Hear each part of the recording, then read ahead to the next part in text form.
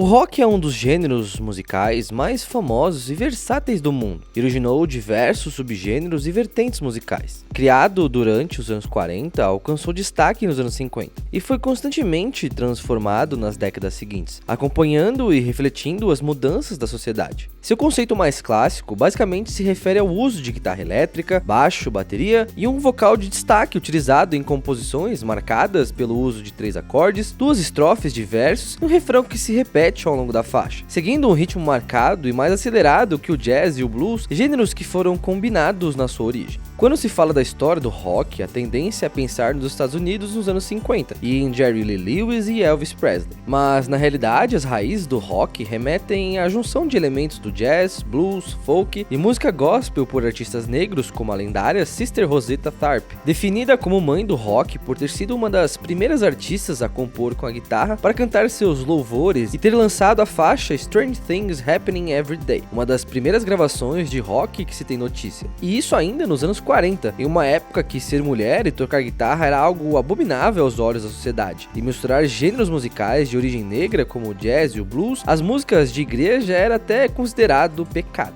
Outros artistas negros como Bo Diddley, Little Richard e o inesquecível Chuck Berry foram imprescindíveis para a consolidação do rock cinquentista, o que mostra que o rock nos anos 50 não era só Elvis Presley com todas suas roupas extravagantes e passos de dança, e que grande parte do prestígio que recebeu foi em detrimento de outros artistas em razão do racismo.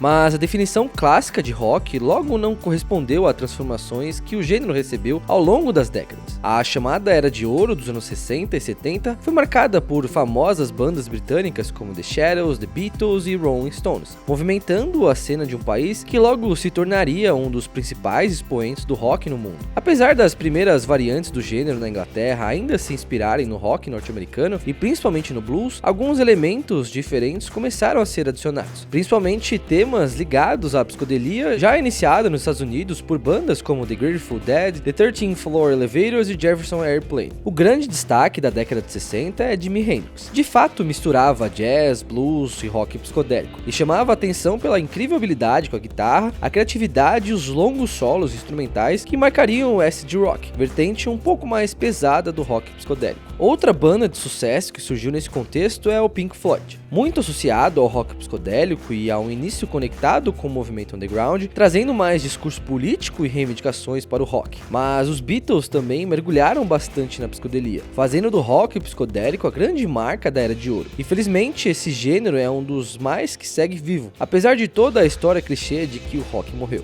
Mas também com o movimento hippie e o Festival Woodstock não tinha como ser diferente. A psicodelia embalou uma geração fervorosa por mudanças sociais, e a trilha sonora de suas lutas e manifestações políticas foi toda a base desses artistas junto a Janis Joplin, The Doors, The Who e muito Jimi Hendrix. Algumas dessas bandas viraram a década inclinadas para o rock progressivo, subgênero que foi mais explorado nos anos 70. O uso de instrumentos diferentes, experimentação musical e outras formas de produção, com inserção de elementos da música eletrônica e até da música clássica, fizeram com que as músicas se tornassem mais longas e ficassem bastante refinadas, o que podemos observar em bandas como Pink Floyd, Genesis e Rush. Mas a década de 70 foi bem além disso. Essa época foi uma das mais ricas do rock, principalmente devido às transformações musicais, o que originou vários subgêneros e cenas que foram segmentando cada vez mais o público e estavam diretamente conectadas a um estilo de vida. Além do rock progressivo, podemos destacar o glam rock, uma das vertentes mais glamourosas do rock, cultuada na figura de David Bowie e lembrada por bandas como T-Rex e Sweet. Esse subgênero nutriu a cena musical com outras formas de expressão e muita arte e conceito. Moda, maquiagem e comportamento eram elementos moldados à luz de um aflorado discurso de liberdade sexual, em uma cena na qual a androgenia e a performance eram regadas a salto alto, interpretações extravagantes e muito brilho. O art rock seguia essas mesmas características com um quê a mais de experimentalismo e temas mais reflexivos e filosóficos, percebidos em artistas como a incrível Patti Smith. Outras artistas como Suzy 4 e Joan Jett foram inspiradas pelo glam rock, mas investiram em quebrar barreiras e apostaram no protagonismo feminino por meio dos instrumentos. Enquanto Suzy 4 foi uma das primeiras baixistas a fazer sucesso no mundo rock em 1975, Joan Jett foi a criadora de uma das primeiras bandas formadas exclusivamente por mulheres, a explosiva The Runaways, que alcançou um sucesso absurdo mundialmente, chegando até a tocar no Japão. Quem dizia que a guitarra não era coisa de mulher, com certeza ficou chocado quando Joan Jett entrou para a lista de melhores guitarristas de todos os tempos da revista Rolling Stone, e quando ela lançou um dos maiores hits de rock da história, a música I Love Rock and Roll em 1981. Mas o subgênero que mais estourou na década de 70 foi definitivamente o hard rock. Muitas bandas consideradas clássicas surgiram nesse contexto, como Deep Purple, Led Zeppelin, Kiss, Aerosmith, Queen, AC/DC, Black Sabbath e diversos outros grupos. A maior mudança aqui foi a sonoridade, agora mais pesada e focada na composição clássica de instrumentos, de onde surge a geração fiel a um rock mais bruto, o que podemos chamar de geração roupa preta e camisa de banda. Essa era foi marcada pela forte comercialização do rock, já era o gênero mais popular do mundo e alcançou o mainstream sem dificuldade. Foi a partir do hard rock que vertentes ainda mais agressivas como o heavy metal surgiram e se consolidaram. E a partir daí, bandas como Guns N' Roses, Metallica, Judas Priest, Iron Maiden, Def Leppard e a banda brasileira Sepultura marcaram a década de 80 que já estava sendo invadida pelo punk.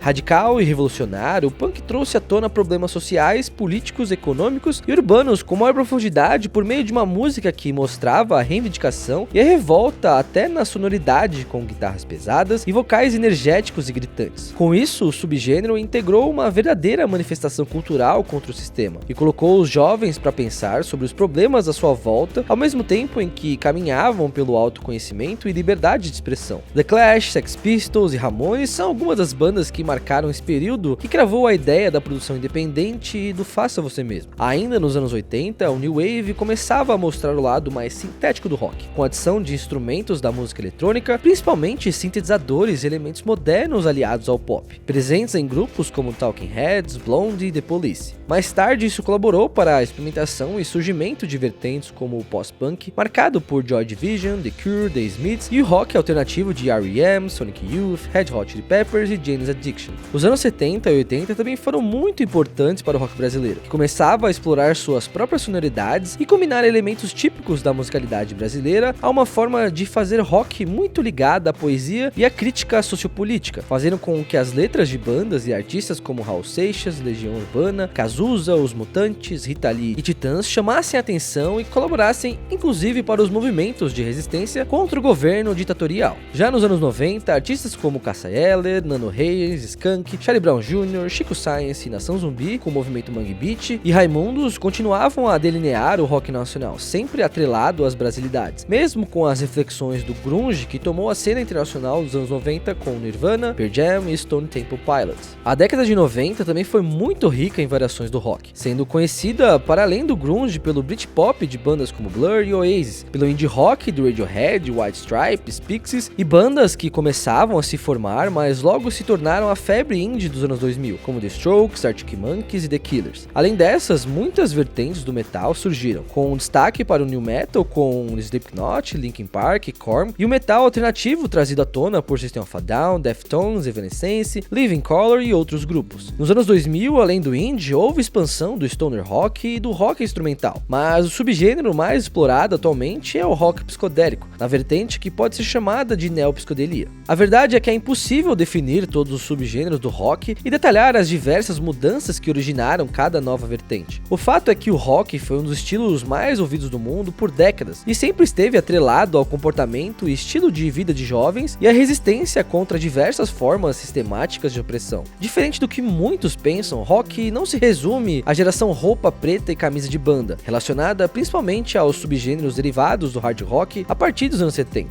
Mesmo com uma variedade enorme de segmentos, muitas pessoas não conseguem desvencilhar os termos e chamam tudo apenas de rock. Isso acontece até mesmo com o Minuto Indie, denominado por muitas pessoas como um canal de rock. Por outro lado, há quem pense que rock de verdade é sim sobre aquelas bandas clássicas com muita guitarra, gritaria e revolta. Com a ascensão de outros gêneros como o pop e o hip hop, esse principalmente pelo trap, o rock foi ficando cada vez mais exaurido e foi rebaixado de seu lugar de destaque no mundo da música. Essa posição não é apenas em relação à sonoridade e à popularidade, sendo refletida principalmente na mudança de foco do discurso. Outros gêneros, principalmente o hip hop, estão sendo mais utilizados para fazerem denúncias sociais e políticas que antes eram feitas pelo rock. Isso não significa de que alguma forma que não há mais crítica social no rock, e sim que isso está sendo mais explorado por outros estilos de música, ao mesmo tempo em que o rock continua se transformando e dando origem a subgêneros que não querem se preocupar tanto com isso mais. Esses são alguns motivos que juntos fazem com que muitas pessoas pensem que o rock morreu. É aquela história de o rock morreu, as casas de show fecharam, como eu queria ter frequentado shows de arena nos anos 70, ter ido numa Club Kid nos anos 80 ou curtir shows de punk nas garagens. Os cabelos esvoaçados dos vocalistas de banda de rock, marcando toda a geração da década de 90. Pensam que se não tem mais isso é porque o rock morreu e pronto. É claro que o rock não tem mais a evidência que alcançou por muitos anos, e o gênero continua se transformando porque é de sua própria natureza gerar novos estilos, mas isso não faz do rock um gênero morto. Aliás, os subgêneros estão ganhando cada vez mais destaque em suas áreas de alcance, e sem o rock isso não seria possível. O maior exemplo é o rock psicodélico. Tanto no exterior quanto no Brasil, a psicodelia colabora para a reinvenção, constante experimentalismo e inovação do rock e seus subgêneros, conquistando até o público que não gosta de outras variações do rock. Bandas internacionais como Tame Impala e King Gizzard comprovam isso pela qualidade e enorme criatividade de seus trabalhos, algo que reflete no Brasil por meio de bandas como Bugarinhos, Bike e Glue Trip. Fora da rota psicodélica, também tem banda fazendo sucesso com rock contemporâneo em um estilo mais pesado, como a Black Midi. A existência dessas bandas, por si só, já mostram que falar que o rock morreu é só mais um clichê. Pode até ser que alguns subgêneros e bandas que já fizeram muito sucesso já estejam bastante esquecidas e seu estilo seja até considerado atrasado, mas isso não quer dizer o fim de todo um gênero musical. Uma perspectiva panorâmica do rock mostra que ele está presente em muitos outros estilos, e a experimentação e mistura de gêneros cada vez mais explorada na atualidade bebe constantemente das técnicas e estruturas do rock, e tem muitas bandas criando o seu próprio som e fazendo um novo tipo de rock, principalmente no Brasil. Na verdade, tem sempre uma banda nova na esquina. Pode ser a esquina da sua casa ou a esquina das suas redes sociais. Sempre há uma banda nova para conhecer e muitas delas trabalham algum elemento do rock. O rock não morreu, nem todas as casas de show fecharam. Você pode reviver a cena ao longo das décadas e querer ter participado daquele Woodstock de 69, visto um David Bowie ao vivo em um clube, ou até mesmo ter sido jovem na década de 90 para pirar com o Nirvana. Tudo isso é válido, mas em que ano estamos? Onde mesmo você mora? Quem faz música por aí? As bandas independentes que se alimentam da movimentação underground continuam ocupando os espaços públicos e privados de suas cidades com um objetivo claro: fazer música e apresentar seu trabalho pra galera. E principalmente quando se fala em música independente e resistência, é aí que está o rock.